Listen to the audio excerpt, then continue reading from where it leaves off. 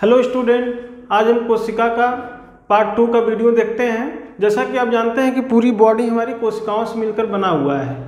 कोशिका शरीर की सबसे छोटी यूनिट है। अब आप कहिएगा सर यूनिट क्या होता है, इकाई क्या होता है? अंग तो मैंने सुना था, इकाई क्या होता है, यूनिट क्या होता है? तो देखिए यूनिट उसे कहते हैं जो पूरा अपना काम स्वयं कर ले। अब जैसे सेल है, शरीर की सबसे छोटी यूनिट है, इसके कई सारे इसके पास अंग हैं। जैसे हमारे बॉडी के हाथ अंग है, पैर अंग है, इसी तरह इसके कौन से अंग है? माइटोकॉन्ड्रिया है, गोल्गी बॉडी है। अब देखिए माइटोकॉन्ड्रिया क्या करता है? ऊर्जा बना लेता है।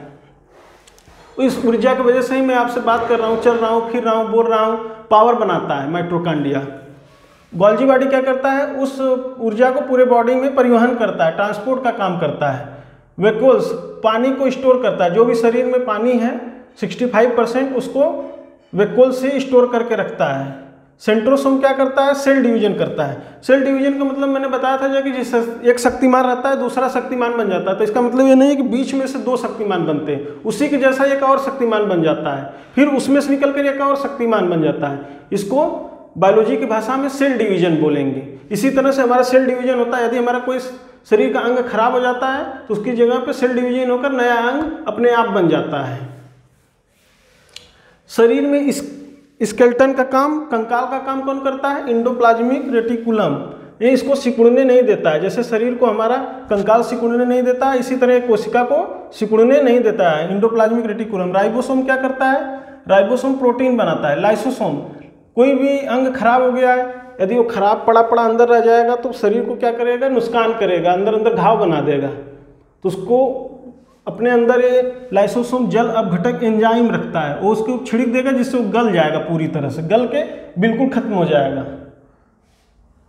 और सिलिया और फ्लैजेला, जैसे हेयर लाइक स्ट्रक्चर होता है सिलिया और फ्लैजेला, ये क्या करता है? फीडिंग का काम करता है। कोई भी पोषक तत्व है उसको ये फीड कर लेता है, मतलब सोख लेता है। और मूवमेंट का भी इसी की वजह से, सेल मूवमेंट, गतिशील गति का काम भी सेल ये सिलिया और फ्लैजेला की वजह से ही करते हैं। छोटा वाला जो हेयर रहेगा वो सिलिया कहलाएगा, जो बड़ा वाला हेयर रहेगा वो फ्लैजेला कहलाएगा।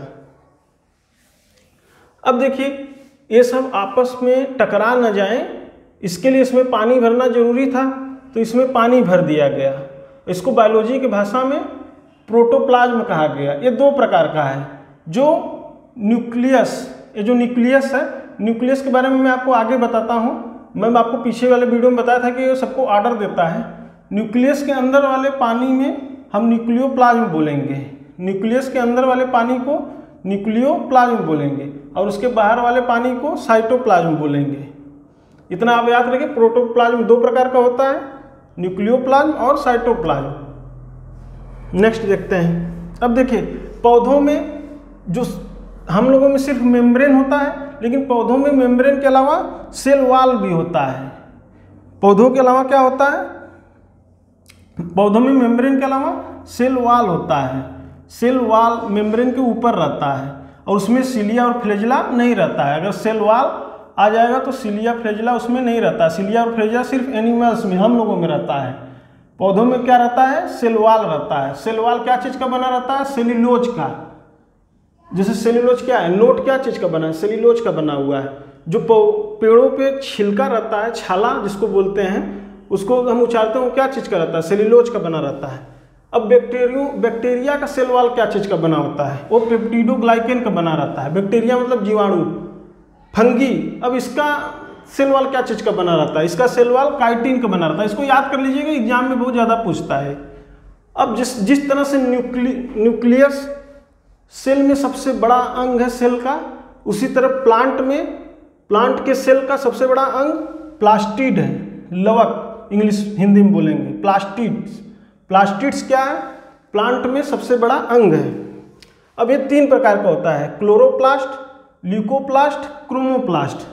क्लोरोप्लास्ट क्या करता है? भोजन का निर्माण करता है और उस भोजन को स्टोर करने का काम कौन करता है? ल्यूकोप्लास्ट करता है। और क्रोमोप्लास्ट क्या करता है? जितने भी फ्रूट्स, फल हैं, जो उसमें रंग है, वो क्रोमोप्लास्ट के ही वजह से ये कलर प्रदान करता है। किसको? फ्रूट्स को, फलों को।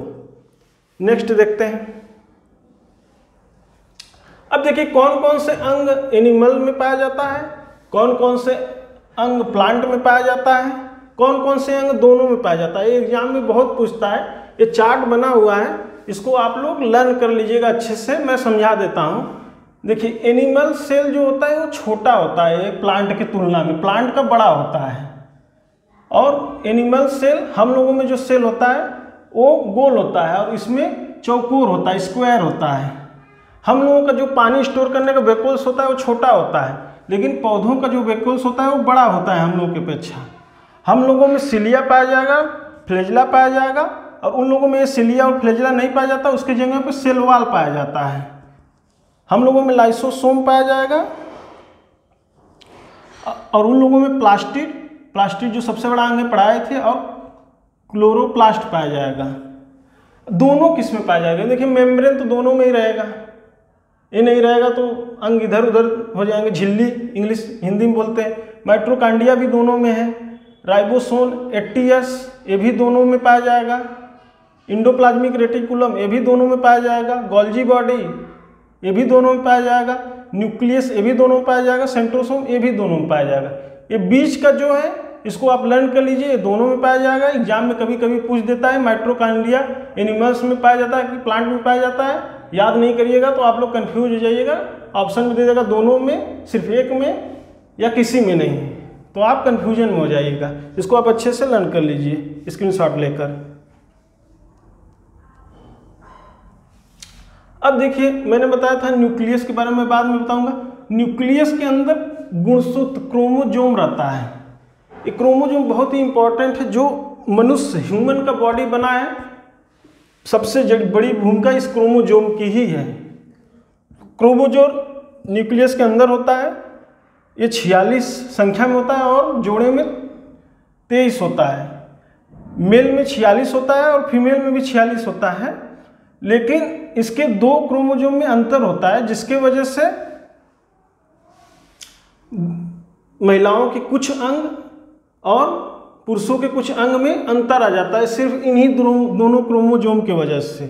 बाकी 46 देखिए क्रोमोजोम एक ही जैसे हैं, इसीलिए पूरी बॉडी जैसे हम लोगों का है, हम लोगों का किडनी उनके में लग जाएगा, उनकी किडनी हमारे में लग जाएगा, हम लोगों का हार्ट उनके में लग जाएगा, उनका हार्ट हमारे में लग जाएगा, और बाकी शरीर वैसा है। ये सिर्फ 2 क्रोमोजोम की वजह से हमारे में XY है और उनके में XX है, इसी की वजह से थोड़ा सा डिफरेंस हो जाता है मेल और फीमेल में। अब क्रोमोजोम पाया कहाँ जाता है? क्रोमोजोम DNA, RNA और जीन में पाया जाता है। क्रोमोजोम के अंदर RNA, DNA, जीन पाया जाता है। ये मैं आपको नेक्स्ट जब DNA RNA का चैप्टर पढ़ाऊंगा उसमें मैं आपको ये बताऊंगा। अब तक हमने पढ़ा कि सेल और पौधों के कौन कौन से अंग होते हैं। आपने देख लिया कि पौधों में कौन कौन से अंग होते हैं, कौन कौन से एनिमल्स में होते हैं, हम लोगों में होते हैं, और कौन कौन से दोनों में होते हैं। लेकिन सेल के कितने प्रकार होते हैं वो अभी आपको जानना है। सेल 2 प्रकार के होते हैं, उनके 2 भाग होते हैं, एक प्रोकैरियोटिक और यूकैरियोटिक।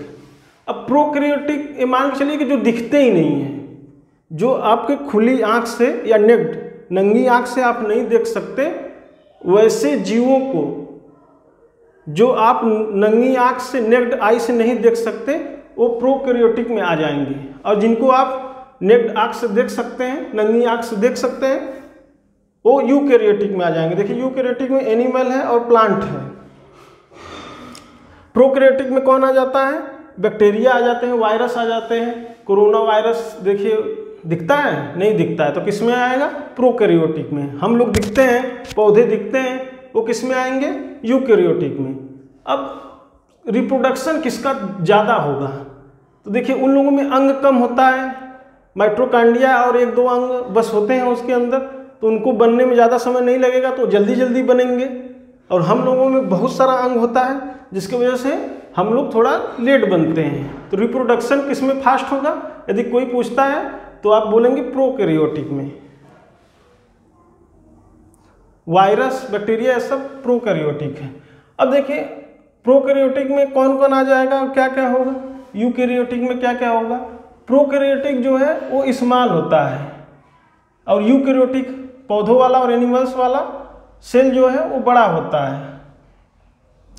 इसका जो न्यूक्लियस है उसमें इन्वलप नहीं होता। इन्वलप मतलब जो ऐसे करके, अब देखिए, और इसमें यूकैरियोटिक में इन्वलप होता है। इन्वलप जो ऐसे करके कवर किया रहता है, इसको बोलते हैं।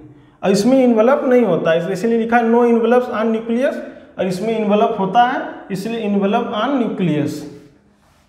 अब रेस्पिरेशन बाय प्रोटोप्लाज्म, ये रेस्पिरेशन श्वसन का जीव द्रव्य से करता है। जब हम सांस लेते हैं तो हमारा जो ऑक्सीजन जाता है वो माइटोकांड्रिया में चला जाता है।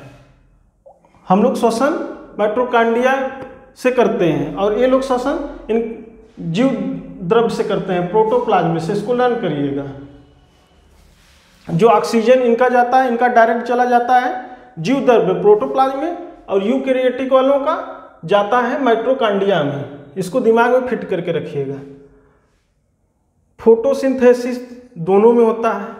अब आप कहिएगा सर फोटोसिंथेसिस तो हम लोगों में नहीं होता। तो हम लोगों में, यूकैरियोटिक में सिर्फ हम ही थोड़ी ना आते हैं, पौधे भी आते हैं। तो वो तो फोटोसिंथेसिस प्रकाश संश्लेषण करते हैं, और ये भी प्रकाश संश्लेषण करते हैं। प्रकाश संश्लेषण दोनों लोग करते हैं। सेल वॉल दोनों में होता है। इसमें पेप्टिडोग्लाइकन का बना होता है, और इस ये वाला यूकैरियोटिक वाला सेलुलोज का बना होता है। राइबोसोम भी दोनों में होता है। इसमें 80S राइबोसोम होता है क्योंकि ये हल्का होता है, और इसमें बहुत सारे ऑर्गन पाए जाते हैं, इसकी वजह से 80S होता है, भारी होता है। और इसमें माइटोकांड्रिया पाया जाता है, गोल्जी बॉडी पाई जाती है, लाइसोसोम पाया जाता है, सेंट्रोसोम पाया जाता है। और जो दोनों में पाया जाता है, सिलिया, फ्लैजिला, DNA, प्रोटोप्लाज्म, ये सब मेम्ब्रेन, ये आपको चार्ट बना दिया, इसको आप लर्न कर लीजिएगा। अच्छे से आपको लर्न हो जाएगा, और एग्जाम में ये कई बार पूछता है। मिलते हैं नेक्स्ट वीडियो में।